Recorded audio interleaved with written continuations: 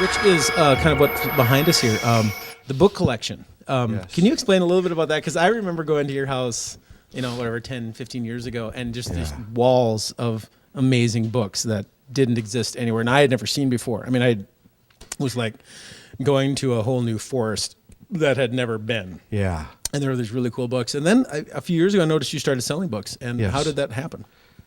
When I was in college, the type directors clubs, you remember those? Those were, pretty much you had Graphice, CA, annuals, Type Directors Club. Anyway, the Type Directors Club, when they started coming out, or when I started noticing them, I guess they were a long time before. Anyway. When you put down Wolverine finally? Yeah, well, I saved up all my money just to buy books, basically, is how it started. I just bought books. I would spend money on food, records, books. Mm-hmm. That's pretty much it, and mortgage. And maybe ramen. Yeah. So I met Joe, Joe Carl was also a big book collector, and we would just battle pretty much on like who could, like pull out the best books. It'd be like, oh yeah, you got, Graphice diagrams. I got that before you. Yeah. I got chemical design in the Swiss industry. What do you got on that?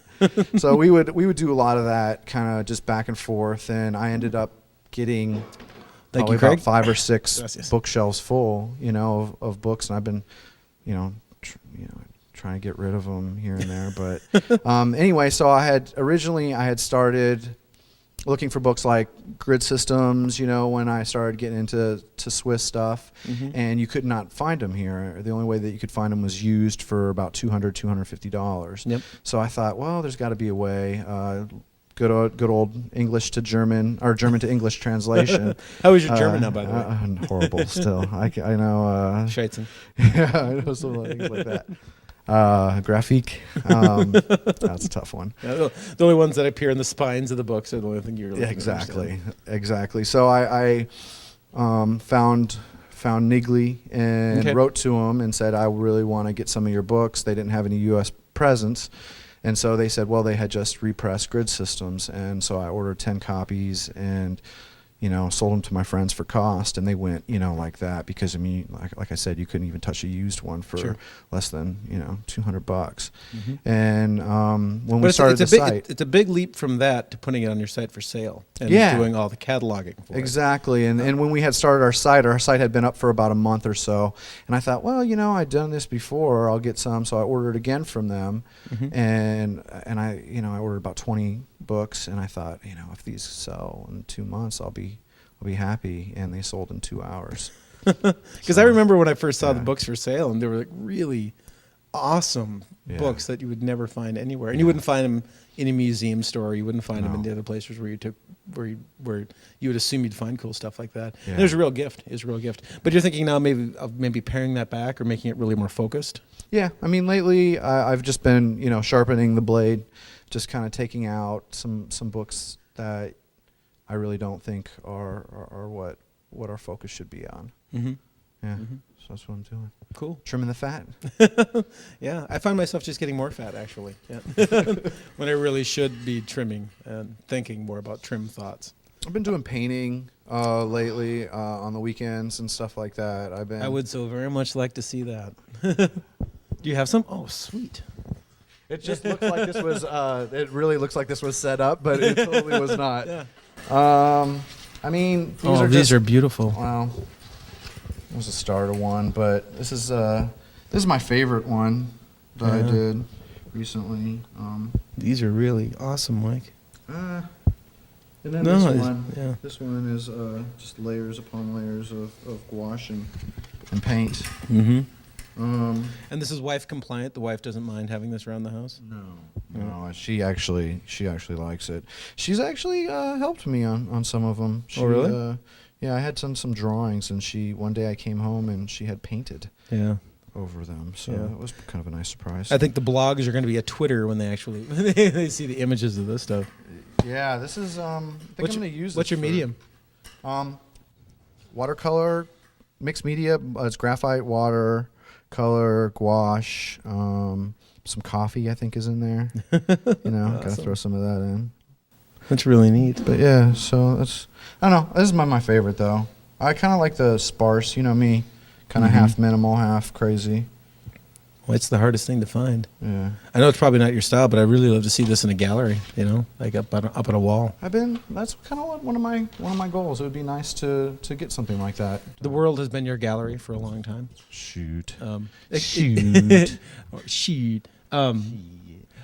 If it's okay, I would love to describe just what we're looking on the wall here, or just the font that I see kind of in development here. If it isn't secure. It's kind of a really funny story. I'll give you a condensed one, but when my first employee had left, her name was Maddie Nye, and she was awesome. I remember Maddie. Yeah, Definitely. Yeah, she emailed me a while ago, I think. Really? Yeah. She's awesome.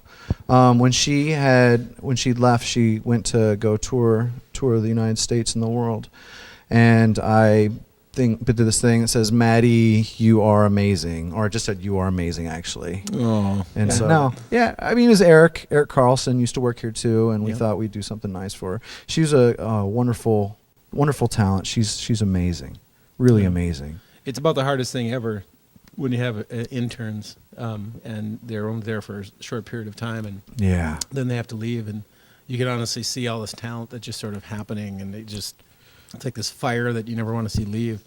But then the financial reality is that you can't. Yeah. You know, Microsoft probably has 2,000 employees, and there's a reason they don't have 2,000, or they have 20,000 employees, and they don't have 20,001 because they can't afford it. Yeah. It's just so much more dramatic for small companies. Like when you can't keep someone that's really good, it's really heartbreaking. She taught me a decent amount. She had no switch that said I can't. Like, you just give her anything, and she was fast. She would just do anything, and I would always be like, so, you know, and she had just starting on it. In a couple hours she'd be done with a huge project, and I'd always be like, I can't do that. I was amazed, you know, and so she's definitely missed. Yeah. So is this gonna become a font, do you think? Oh, that actually is that one I made. I forget the name of it. It's just taking clips out of a square is basically the concept. These are packing sheets that I just cut up. It's the best use for packing sheets that I think I've ever seen. Yeah, well, it was nice when it was all up, but I'm surprised these letters are still up. Yeah. They started falling down, and it started looking like Sanford and Son here.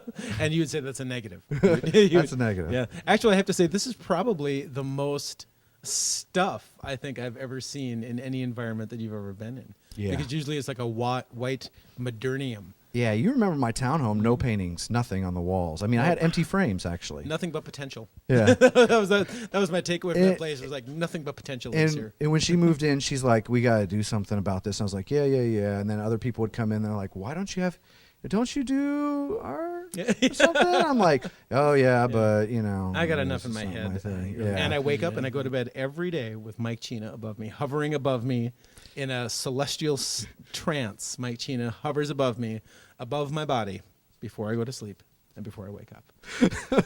And with that, I think we'll Dream probably... catcher. Yeah, you are actually, it actually is my dream catcher. Awesome. It's right there. You know the print I'm talking about, don't you? That 3-part thing that you gave me? Yeah. Yep, that's above me in a beautiful frame. It wasn't cheap to frame that damn thing, because it was a press sheet. It was huge. It was a monster. It was a big deal, but it's perfect. It's a perfect thing in the wall. Mike, thank you for your generosity, and thank you so much for doing all the great work, man. It's a pleasure. Thank you, Jeff. And thanks for coming to Design Smoke, and we'll see you next time.